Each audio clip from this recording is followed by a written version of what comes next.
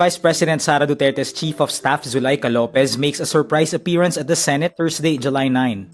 The Supreme Court junks petitions challenging the legality of the No Contact Apprehension Policy or NCAP in Metro Manila. Another division of the anti-graft court Sandiganbayan orders the arrest of Senator Rodante Marcoleta and former Congressman Mike Defensor. The US launches fresh strikes on Iran to keep the Strait of Hormuz open to shipping, triggering Iranian attacks on Kuwait and Bahrain. And emergency room drama The Pitt leads this year's Emmy nominations with 25 votes.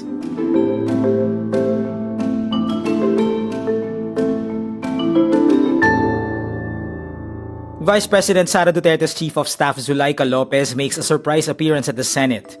This comes a day after the Senate Impeachment Court said it would subpoena her for Duterte's impeachment trial next week. But Lopez avoids reporters' questions about her possible appearance before the court as she heads to the Senate elevator to meet with Senate Secretary Renato Bantug Jr. Bantug says the meeting with Lopez was more about administrative matters and nothing about the case. Lopez continues to evade questions as she exits the building but delivers one line, "Good morning everyone, prepare for Typhoon Inday." This refers to Typhoon Inday, which is expected to trigger rain in parts of the country beginning that day, but also an indirect reference to the Vice President who is known as Inday Sara. House Prosecution Deputy Speaker Paulo Ortega responds, Maganda rin sila kasi usually pag bagyo wala sila. The Supreme Court junks petitions challenging the legality of the No Contact Apprehension Policy or NCAP in Metro Manila. The NCAP allows the MMDA and LGUs to spot traffic violators even remotely. It also seeks to ease traffic and reduce corruption by using digital cameras instead of traditional traffic enforcers. In a decision penned by Associate Justice Rodil Zalameda, the SC rules Thursday, July 9, the issues raised have become moot because of the adoption of a new and uniform traffic enforcement framework under the Metro Manila Traffic Code of 2023. The High Court adds the petitions filed by the Kilusanang Pagbabago ng Industriya ng Transportasyon and others were, quote, dismissed for lack of standing, violation of exhaustion of administrative remedies and hierarchy of courts, and forum shopping. The petitions cover MMDA's NCAP implementation in Manila, Muntinlupa, Parañaque, Quezon City, and Valenzuela. But the SC also explains this dismissal does not prevent future petitions that will challenge the NCAP in case an actual controversy will arise later on. Another division of the anti-graft court Sandiganbayan orders the arrest of Senator Rodante Marcoleta and former Congressman Mike Defensor. This for the bailable offense of receiving gifts as public officials. The Sandiganbayan 4th Division issued the warrants of arrest and whole departure orders against Marcoleta and Defensor on Wednesday, July 8. The bail is set at 30,000 pesos. The Sandiganbayan 3rd Division had already issued the arrest warrants against Marcoleta, Defensor, and 2 more co-accused for their non-bailable plunder case. Defensor is already detained at the Quezon City Jail male dormitory along with 2 more co-accused. Meantime, Marcoleta remains in the custody of the Philippine National Police Criminal Investigation and Detection Group for medical examinations.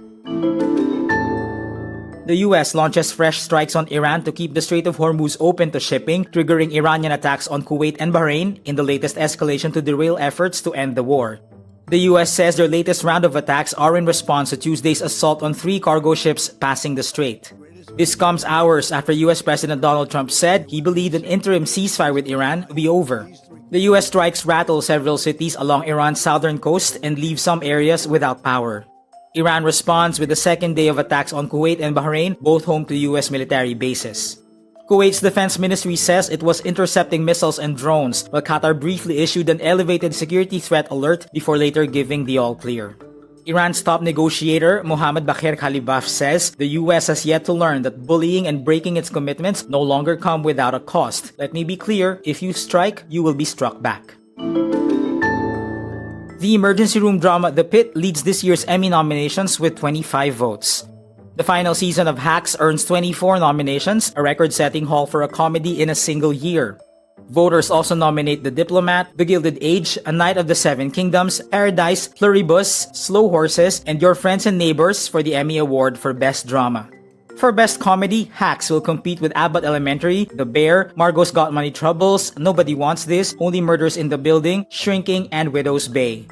Noah Weil, who won the Best Drama Actor prize last year, is again nominated this year for his role in The Pit. His rivals include Sterling K. Brown of Paradise and Gary Oldman of Slow Horses. Jean Smart earns another Best Comedy Actress nomination for her role as comedian Deborah Vance in the 5th and final season of Hacks. She will compete against Ayo Edebury of The Bear, Quinta Brunson of Abbott Elementary, and others. And that's today's wrap. I'm JC Gotinga. Thank you for watching. Click the link below for the full story. For more updates, download the wrap.